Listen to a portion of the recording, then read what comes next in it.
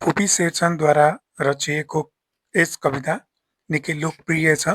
यसको शीर्षक छ मेरो चोक। साँघुरो गल्लीमा मेरो चोक छ, यहाँ के छैन सब थोक छ। असंख्य रोग छ, अनन्त भोग छ, असीम शोक छ, केवल हर्ष छैन, यहाँ त्यसमाथि रोग छ। साँघुरो गल्लीमा मेरो चोक छ, यहाँ के छैन सब थोक छ। यो मेरो चोकमा देवताले बनाएका मानिस र मानिसले बनाएका देवता यी दुवै थरीको निवास छ। तर यहाँ यी दुवै थरी उदास छन्, दुवै थरी निराश छन्। मानिस उदास छन् किनकि तिनलाई यहाँ रात रातभरि उपियाँले टोक्छ, दिन दिनभरि रुपियाँले टोक्छ। र देवता उदास छन् किनकि तिनलाई यहाँ न कसैले पुज्छ न कसैले ढोग्छ।